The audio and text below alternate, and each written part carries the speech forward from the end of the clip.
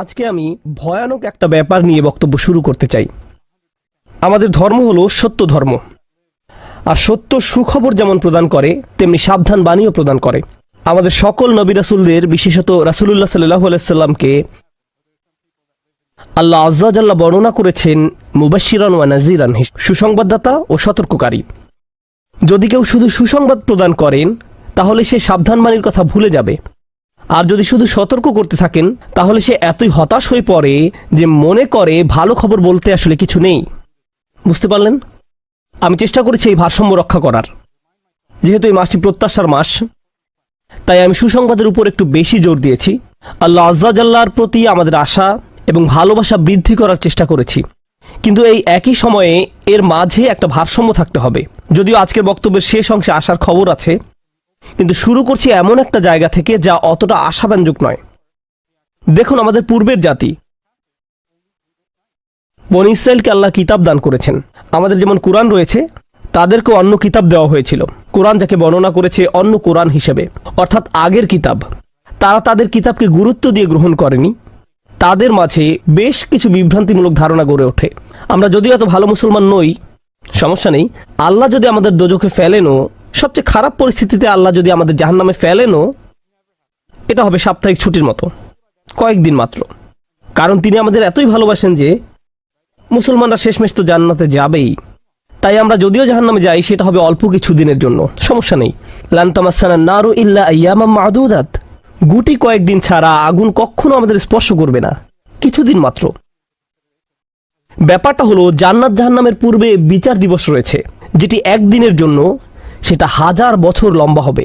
জান্নাত বা জাহান্নাম নয়, আল্লাহর কথা অনুযায়ী শুধু বিচারের দিনটি এত লম্বা হবে। আর বিচারের দিনটি হবে মাত্র একদিনের, আর জান্নাত জাহান্নাম চিরকালের জন্য। তাই কেউ যখন বলে গুটি কয়েকদিন, তাকে এখনকার দিনের হিসেবে চিন্তা করলে তো হবে না।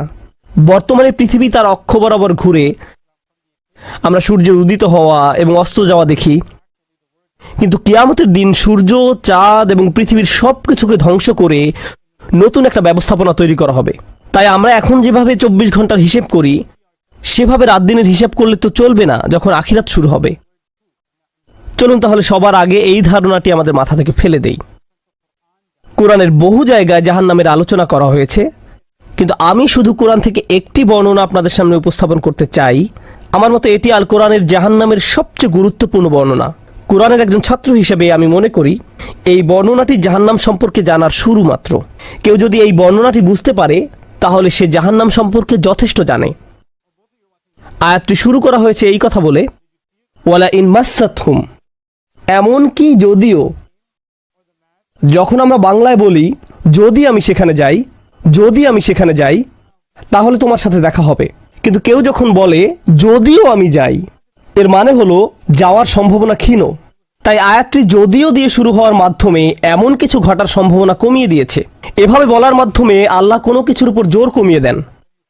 সহজ কথায় তিনি বাক্যটিকে দুর্বল করে দিচ্ছেন। যদিও, যদিও কি?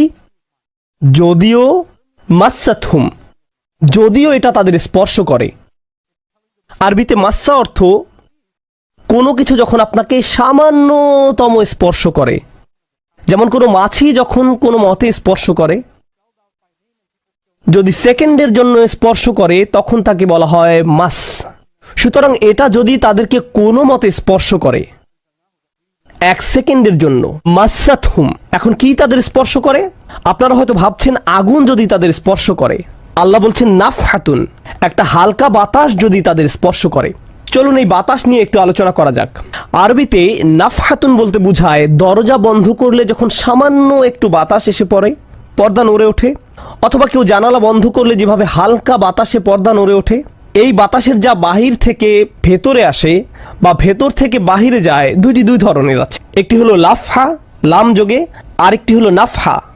লাম যোগে লাফহা মানে বাতাসটি গরম, আর নুন যোগে নাফহা মানে বাতাসটি ঠান্ডা।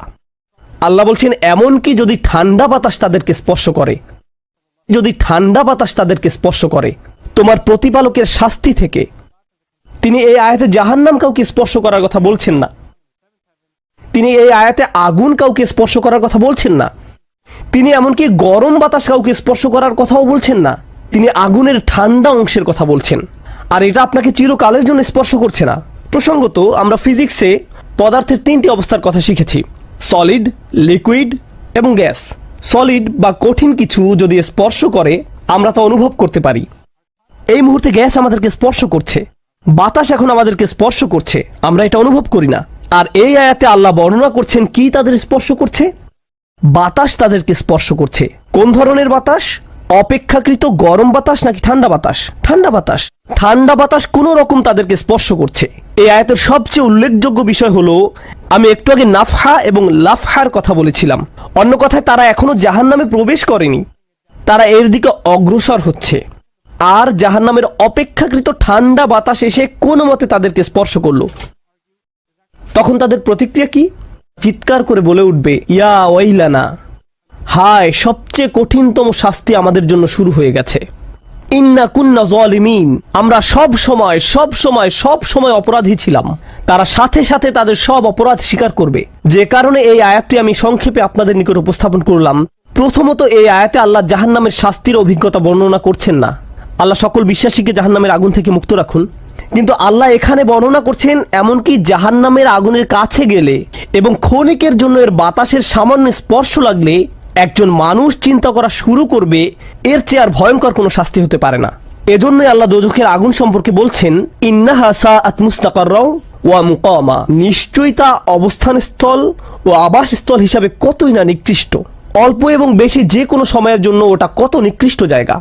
1 সেকেন্ডের জন্য এটা ভাববেন না যে আমি তো খারাপ, আল্লাহ যদি আমাকে জাহান্নামে ফেলেনও এক সময় তো আমি এখান থেকে মুক্তি পাবো। এই ধরনের চিন্তাকে কখনো প্রশ্রয় দিবেন না। এই ভূমিকা দেওয়ার পর যখন বিচার দিবস শুরু হবে, যখন সমগ্র মানব জাতি একত্রিত হবে, তারা জানে না কোথায় যাবে, তারা জানে না কোন দিকে ফিরবে। এই ঘটনা আসলে রাসূলুল্লাহ সাল্লাল্লাহু আলাইহি সাল্লামের একটি হাদিসে উল্লেখ করা হয়েছে এবং জ্ঞানের প্রতি মুসলমানদের আগ্রহ ছিল সব সময়। তো একবার কিছু মানুষ বিখ্যাত সাহাবী আনাস ইবনে মালিক রাদিয়াল্লাহু তাআলা আনহুর কাছে এলো, কারণ মানুষ লোকমুখে এই খবর পেয়েছিল যে আনাস এই হাদিসটি জানতেন, আর এটি অনেক বড় একটি হাদিস, বুখারী শরীফে বর্ণিত আছে। এই ঘটনা ঘটে রাসূলুল্লাহ সাল্লাল্লাহু আলাইহি সাল্লামের ইন্তেকালের পরে। তিনি বলেন, হাদ্দাসানা মুহাম্মাদুন সাল্লাল্লাহু আলাইহি ওয়াসাল্লাম। এখন আনাস রাদিয়াল্লাহু তাআলা আনহু কথা বলছেন। তিনি বলেন, রাসূলুল্লাহ সাল্লাল্লাহু আলাইহি সাল্লাম আমাদের বলেছেন, ইযা কানা ইয়াউমুল কিয়ামাতি মা'আন নাসু বা'দুহুম ফি বা'দ। মনোযোগ দিয়ে শুনুন। যখন বিচার দিবস শুরু হবে, মানুষ ঢেউয়ের মতো একে অপরের উপর আশ্রয় পড়বে, সর্বত্র বিশৃঙ্খলা, সবাই একে অন্যের দিকে ছুটতে থাকবে। ফায়াতুনা আদম, তারা কোনো একভাবে আদম আলাইহিস সালামের দেখা পাবে, তারা তার কাছে ছুটে আসবে। ফায়াকুলুনা ইশফা আলানা ইলা রাব্বিক, সমগ্র মানব জাতি আদম আলাইহিস সালামের কাছে ছুটে আসবে এবং বলবে, আপনি কি দয়া করে আমাদের পক্ষ থেকে আল্লাহর সাথে কথা বলতে পারবেন? আমরা আল্লাহর ভয়ে ভীত। আপনি তো প্রথম মানুষ, আপনি তো সেই ব্যক্তি যাকে আল্লাহ ফেরেশতাদের সিজদা দিয়ে সম্মানিত করেছেন, আপনাকেই তো পছন্দ করা হয়েছে, আমরা সবাই আপনার সন্তান, আপনি আমাদের পিতা, তাই দয়া করে আমাদের জন্য আল্লাহর সাথে কথা বলুন, আমরা খুবই ভীত। এরপর তিনি বলবেন, ফায়াকুলু লাস্তু লাহা, তিনি বলবেন, আমি এর যোগ্য নই, আমি পারবো না। ফায়াকুলু লাস্তু লাহা ওয়ালাকিন আলাইকুম বিইব্রাহিম, তোমরা কেন ইব্রাহিমের সাথে কথা বলছো না? তোমাদের উচিত ইব্রাহিমের সাথে কথা বলা। অতএব মানব জাতি এখন কার খোঁজ করছে? ইব্রাহিম আলাইহিস সালাম। ফাইন্নাহু খলিলুর রহমান, তার কাছে যাও, কারণ তিনি রহমানের খুবই কাছের বন্ধু। ওয়াত্তাখাযাল্লাহু ইব্রাহিমা খলিলা, কোরআনে এসেছে আল্লাহ ইব্রাহিমকে তার বন্ধুরূপে গ্রহণ করেছেন। তাই ইব্রাহিমের কাছে যাও, তিনি তোমাদের সাহায্য করতে পারবেন। তারা ইব্রাহিমের কাছে যাবেন। ফায়াতুনা ইব্রাহিমা ফায়াকুলু লাস্তু লাহা, তারা ইব্রাহিমের কাছে গেলে তিনি বলবেন, আমি এর যোগ্য নই, আমাকে এই কাজের জন্য তৈরি করা হয়নি, আমি তোমাদের জন্য আল্লাহর সাথে কথা বলতে পারবো না। ওয়ালাকিন আলাইকুম বিমূসা, তোমরা কেন মূসা আলাইহিস সালামের কাছে যাচ্ছ না? তো মানব জাতি মূসা আলাইহিস সালামের কাছে দৌড়ে যাবে। ফাইন্নাহু কালিমুল্লাহ, তিনি আল্লাহর সাথে অনেক কথা বলতেন। ওয়া কাল্লামাল্লাহু মূসা তাকলিমা, আর আল্লাহ মূসার সাথে কথা বলেছেন সরাসরি। সুতরাং তিনি যেহেতু আল্লাহর সাথে কথা বলতে অভ্যস্ত, আজকে তো কথা বলার উত্তম সময়, তিনি তোমাদের পক্ষ থেকে আল্লাহর সাথে কথা বলবেন। ফায়াতুনা মূসা ফায়াকুলু লাস্তু লাহা, মানব জাতি দৌড়ে মূসা আলাইহিস সালামের কাছে যাবে, তিনি বলবেন, আমি এর যোগ্য না, আমি পারবো না। ওয়ালাকিন আলাইকুম বিঈসা, তোমরা ঈসা আলাইহিস সালামের কাছে কেন যাচ্ছ না? ফাইন্নাহু রূহুল্লাহ ওয়া কালিমাতুহু, তিনি হলেন আল্লাহর দেওয়া রূহ এবং তিনি আল্লাহর কালিমা, আল্লাহর হুকুমে তিনি অলৌকিকভাবে জন্মগ্রহণ করেন। কুন ফায়াকুন, অতএব তিনি যেহেতু সকল রাসূলদের মাঝে বিশেষ মর্যাদার অধিকারী, তার কাছে যাও, তার সাথে কথা বলো। সকল মানুষ দৌড়ে ঈসা আলাইহিস সালামের কাছে যাবে। ফায়াকুলু লাস্তু লাহা, তিনি বলবেন, আমি পারবো না, এই কাজ আমার জন্য নয়, আমাকে এই কাজের জন্য তৈরি করা হয়নি। তারপর তিনি বলবেন, ওয়ালাকিন আলাইকুম বি মুহাম্মাদিন সাল্লাল্লাহু আলাইহি ওয়াসাল্লাম, মানবজাতি তোমাদেরকে মুহাম্মদ সাল্লাল্লাহু আলাইহি সাল্লামের কাছে যেতে হবে। মানুষেরা তখন রাসূলুল্লাহ সাল্লাল্লাহু আলাইহি সাল্লামের কাছে যাবে। এখন রাসূল সাল্লাল্লাহু আলাইহি সাল্লাম আমাদের বলছেন, ফায়াতুনি ফাআকুল, সবাই তখন আমার কাছে আসবে আর আমি তাদেরকে বলবো। এখন রাসূল সাল্লাল্লাহু আলাইহি সাল্লাম আমাদের বলছেন, আনা লাহা, আমার জন্য এই কাজ, আমি এই কাজের যোগ্য। আনা লাহা ফাআস্তাযিনু আলা রব্বি। প্রসঙ্গত আমি আপনাদেরকে আরো বলার পূর্বে বিচার দিনের একটা দৃশ্য হলো, আল্লাহ বলেন, ইয়াউমা ইয়াকুমুর রূহু ওয়াল মালাইকাতু সাফফান লা ইয়াতাকাল্লামুনা ইল্লা মান আযিনা লাহুর রহমান ওয়া ক্বালা সাওয়াবা। যেদিন রূহ ও ফেরেশতাগণ সারিবদ্ধভাবে দাঁড়াবে, এমন এক সময় থাকবে যখন কেউ কথা বলতে পারবে না।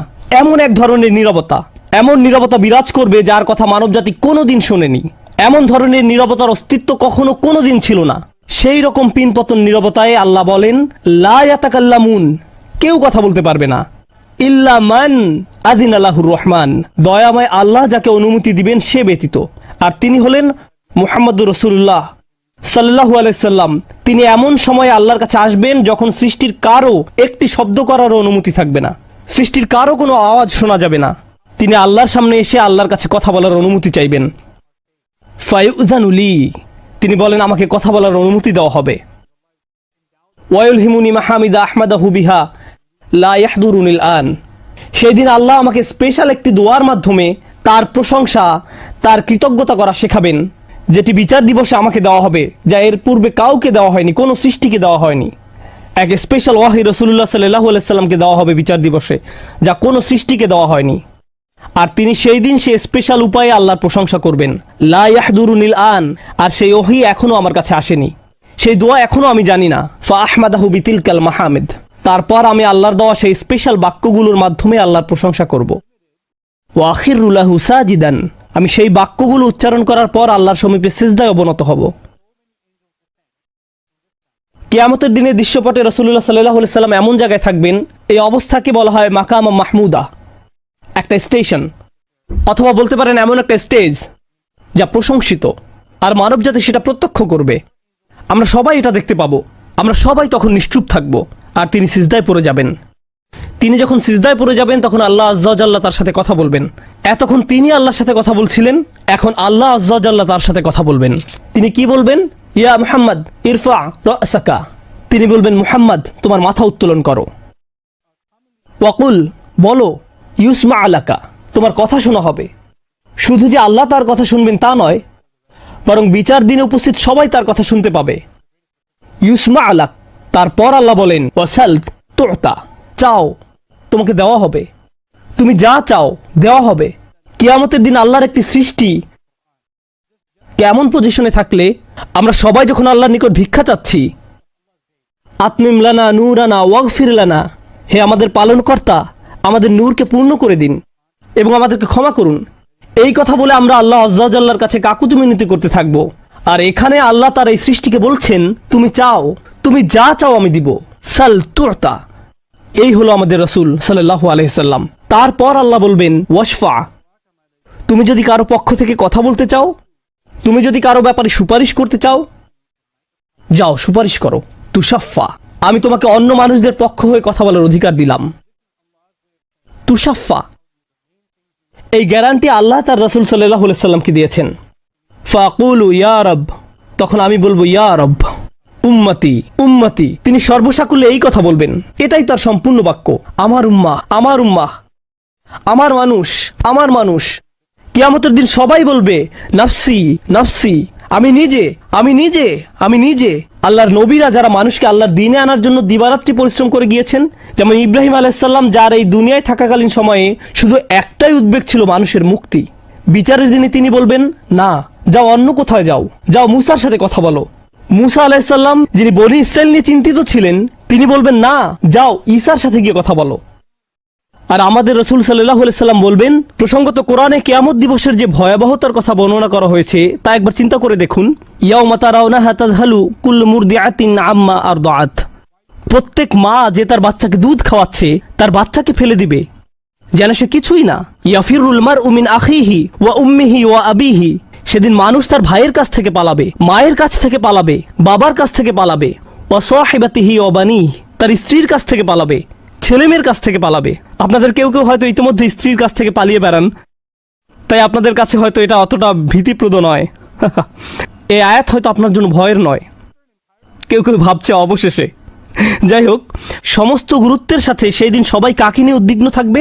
নিজেকে নিয়ে। প্রকৃতপক্ষে সেদিন প্রত্যেক ব্যক্তি বলবে, ওমান ফিল আরদি জামিআ সুম্মা ইউনজিহ, সবাইকে জাহান্নামে নিয়ে যান এবং বিনিময়ে আমাকে জান্নাতে প্রবেশ